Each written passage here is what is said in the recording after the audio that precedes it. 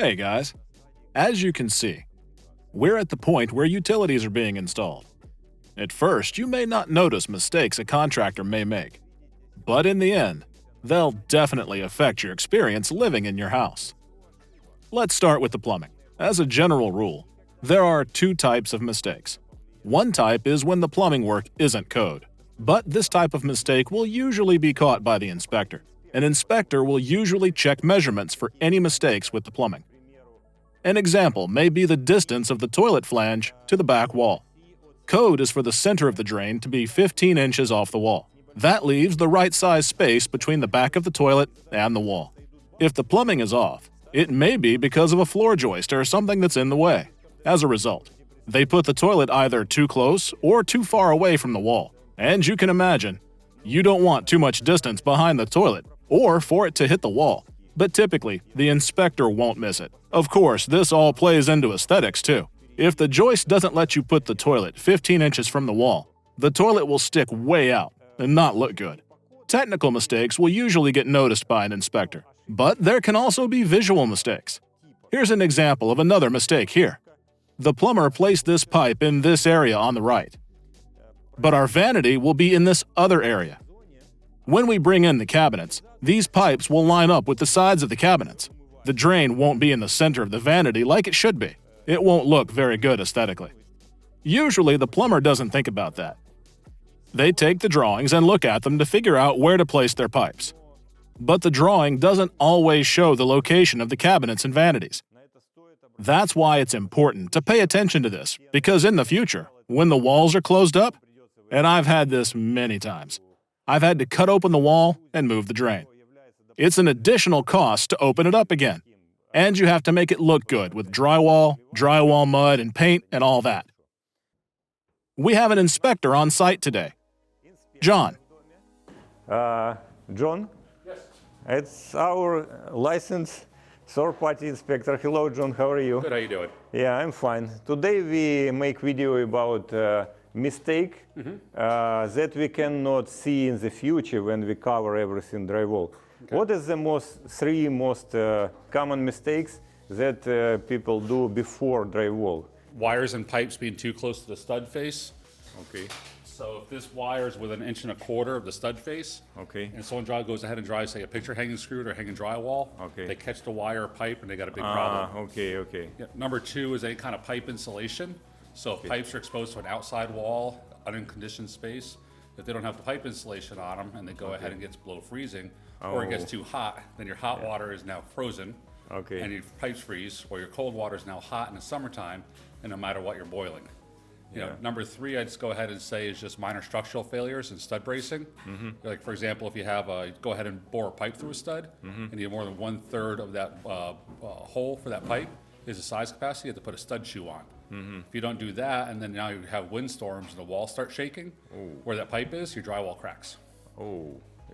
Thank you, John. It's problem. very good advices from you. Okay, we will proceed our video. Thank you, sir. Yes, thank you so much. The inspector looks through all the errors. Actually, we're at the point where we can start with the insulation, and then we can close up all the walls. He found some mistakes today. We'll of course fix them. Then we can finish the insulation. Also, while we're talking about plumbing, I want to point out something else. It may seem like it's not so important, but it actually is. This is a vent. The drains going to the sewer need to let air out so they can drain.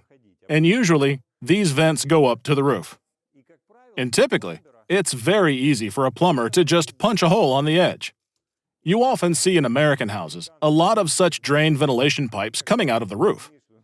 It's not too difficult to put it at the edge of the house. And then when it comes out of the roof, you can paint it the color of the roof, and you'll never notice it. It's easy for the plumber, and the roofer can paint it. The electrical. In general, all the wiring is done in the walls. And when the walls are closed up with drywall, it can be very difficult to find a wire again if you need to reroute or change something. That's why it's important to be careful and pay attention to where everything is installed, and where the switches and plugs are installed. For example, I'll show you one of the most common mistakes that are made. We'll have a terrace outside this window, and when you go out on the terrace, you turn on the light here. But when, for example, you're hanging out on the terrace and you want to turn on the light, if it starts to get dark, for example, you have to leave the terrace and go back into the house. It's really easy to put a switch on the outside, too. It costs basically 2 cents, but it adds a lot of convenience. You won't need to constantly run into the house in order to turn on the terrace light. A small detail can completely change your living experience in the house. Okay. They're supposed to have this ground wire already connected. But that's just something, as long as they do it at the end, you're okay. But they're supposed to do it ahead of time, just so we know it's grounded, especially on the outside. Because if it's not, they don't ground the box, and say you get a lightning strike outside, or that fixture itself has a short, someone touches it, they'll get electrocuted. Okay. Do we need to change it on the Well, plastic? they just connect the wire. Connect wire with box. Yeah, that's all. They can connect it on the outside. Yeah, that's where it's. When they install. Yeah, inside the box is a spot. for Yeah. the screw. Okay. Yeah. When Just a lot of times, people. it's good to have it shown before during the rough, so we know it's done. But they're supposed to do it regardless at the end, Okay. even in the plastic boxes. Okay. Let's continue talking about electrical and discuss pass-through switches. If your house has several floors, it's extremely important to make sure that the designer or electricians use pass-through switches on every floor of your house. They call them two-way, three-way switches, etc. This way, you can turn on the light when you're going down the stairs. And when you get down there, you can turn it off with a different switch, or just being able to turn the lights on and off on any floor. Another thing to think about is putting outlets on the landings. Why? A lot of people don't think of putting them there, but it will be a lot easier for vacuuming the house, for example. Or if you decide to put a floor lamp on the landing, an outlet will be really convenient. These sockets are optional.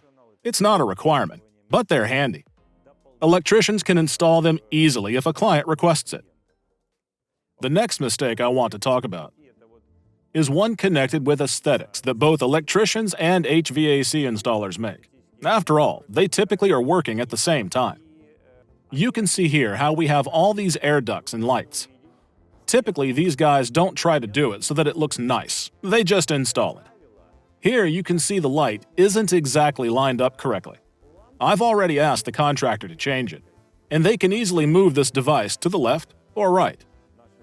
It's not difficult to do, and aesthetically it will look a lot better if it's all in a line. Looking here, for example, if we're facing the window, we can see this straight line right in the center that goes throughout the house. You can see how we'll have some lights, the ventilation, and then there will be a central light fixture over the island. It will all be lined up. Then we'll also have the hood over the cooktop.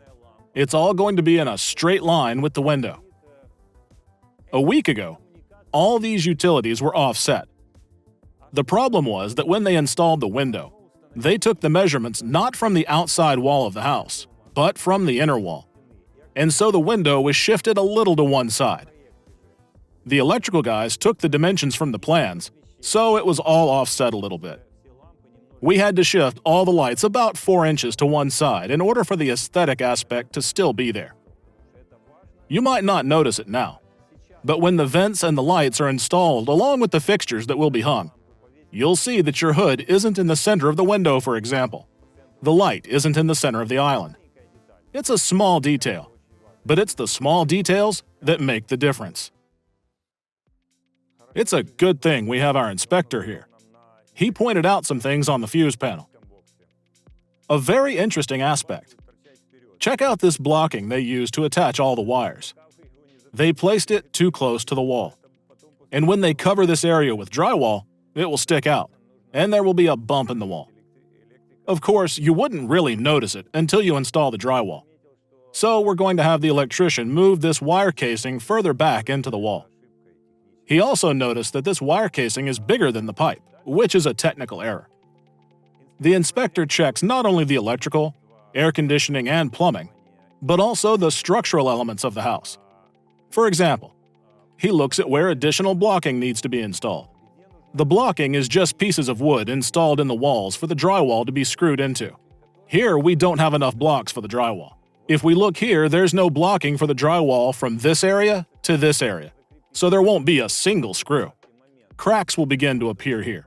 It may not be right away, They may appear in 1 month or 6 months, but they will definitely appear. When the framers add blocks, then the problem will be resolved, and the house will be all right. There shouldn't be any cracks. I want to make a few comments about cracks. It's actually very common for cracks to appear where two pieces of drywall meet. Houses are alive. They move a little. They breathe.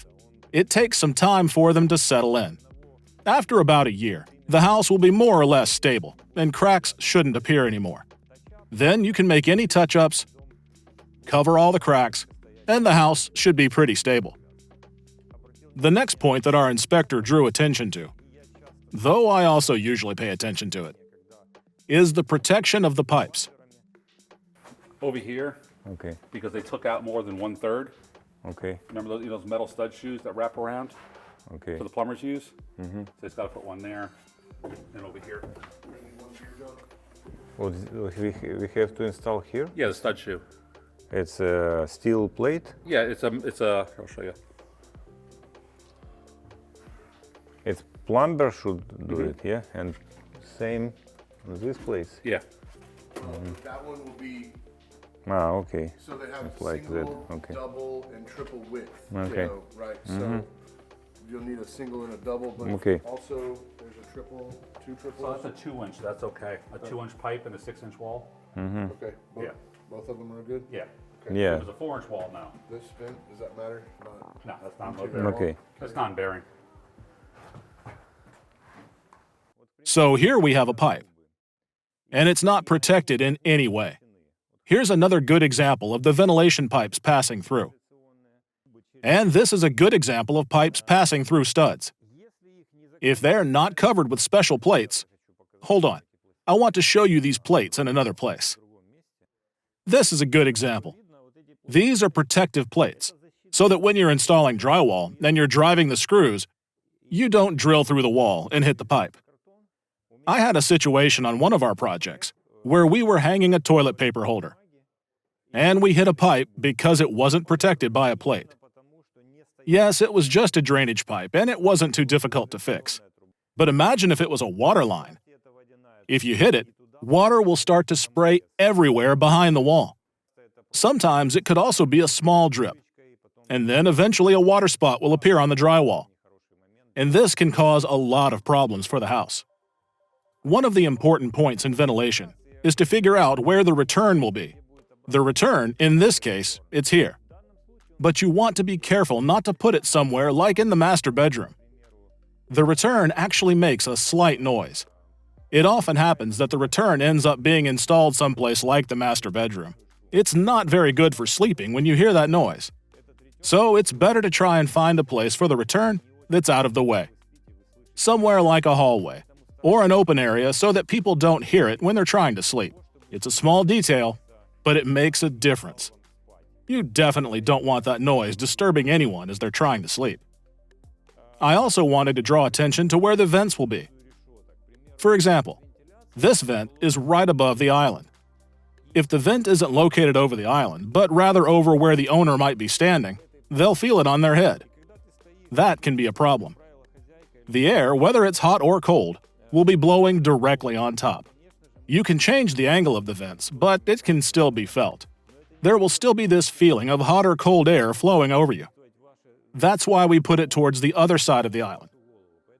Though it should be close enough to the window and all that for circulation. It's a small detail, but you don't want to suffer from it. We moved this vent too, because this is where the table will go. We didn't want it blowing on the people sitting at the table. It can be bothersome as you're relaxing at the table enjoying dinner.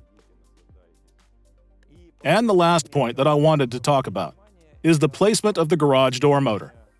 We won't go into the garage now because it's dark, but I still wanted to mention it. There are two types of motors. The first one is the kind that's located in the center of the ceiling, and the second type of motor is one that's located to the right or left of the garage door. You should know which one you're going to get. It doesn't matter for the electricians, whether they need to bring power to the center or to the side. They just need to know. If it's the one on the side, they need to route the power there. If the electrician thinks it's going to be in the center, and it's not, then they're going to have to reroute the power. Now, I've run into this problem. You don't want to have to cut open the drywall once it's already been closed up. It could also lead to some aesthetic issues. We were lucky today. We got to meet the inspector, and he pointed out some things that we need to change in order for everything to be perfect in the house. One of these things is the exhaust pipe that comes from the hood over the cooktop and the stove. It needs to be made of a hard material. This pipe isn't going to work. It's not code. Even though I told the HVAC installer about it, and he said, no, it's all okay, it will work. Our inspector didn't approve it. That's why it's very important to choose a good inspector, one that's attentive to all the details. And I hope that you don't have any of the problems we've run into when building our homes. We'll see you for the next video. Subscribe to our channel. Write comments. Give us a like. Until next time.